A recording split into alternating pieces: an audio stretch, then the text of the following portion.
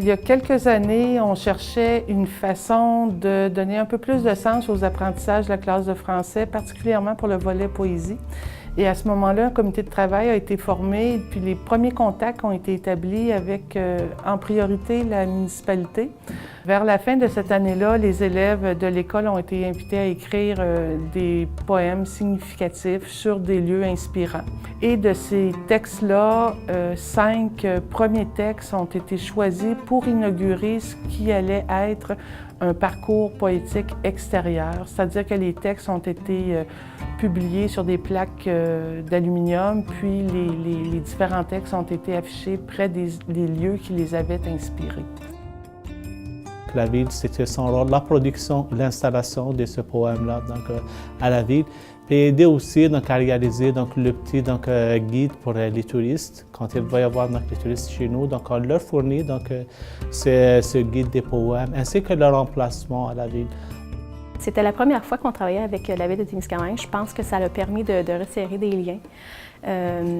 C'était une expérience unique pour nos élèves aussi, parce qu'ils se sont même rendus au conseil pour présenter le projet.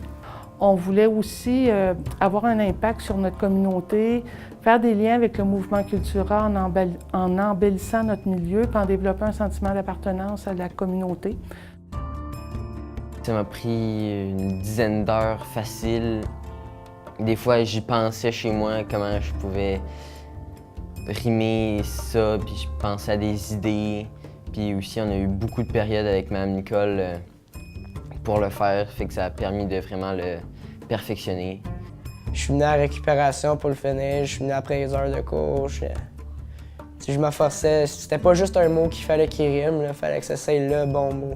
Le dernier mot de mon poème, ça m'a pris 30 minutes parce que je cherchais des synonymes sur ça en ligne, puis j'étais rendu au moins à mon 800e mot que je regardais, qui voulait dire puissant, mais que c'était pas puissant, puis que ça rimait en in.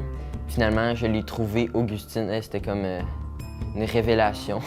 En classe, je mettais mes écouteurs, je mettais ma musique, puis j'ai rentré dans ma bulle, puis je sais pas, on dirait que ça me venait tout seul, puis j'essayais de faire mon mieux pour avoir un... je voulais pas juste avoir la note de passage. Donc, il y avait une volonté de bien faire les choses, de se dépasser, de faire tout ce qu'on était capable de faire pour réaliser un produit de qualité. Donc, ça a développé une fierté puissance 10. C'est sûr que ce projet-là a développé une appréciation pour la poésie. C'est aussi, ça a développé une fierté de notre ville, de nos attraits touristiques. Ils ont appris à connaître un peu plus l'histoire de notre ville via ce projet. Aussi des compétences entrepreneuriales qui ont été développées chez eux. Ce projet-là a également été soumis au concours québécois d'entrepreneuriat et le projet était nommé grand lauréat au concours québécois à Québec en juin dernier. Donc, il s'est mérité une bourse de 2000 $ qu'on a ramené avec beaucoup de fierté. Gagner, c'est le fun, mais qu'est-ce qui est encore plus le fun? C'est de voir comment on a eu du plaisir à faire ce projet-là avec des amis et avec notre professeur. Comment l'organisation, comment on a aimé faire ça. Tous les élèves, on s'est toujours donné à fond pour ce projet-là. Ce qui me rend le plus fière, c'est la fierté que ça a développé chez nos élèves par rapport à un projet scolaire. Aussi, les liens que ça a permis de former avec la municipalité. De mon côté, ce qui me rend fier, c'est que c'est ce sentiment qu'on donne de la valeur à nos coins ici à la ville.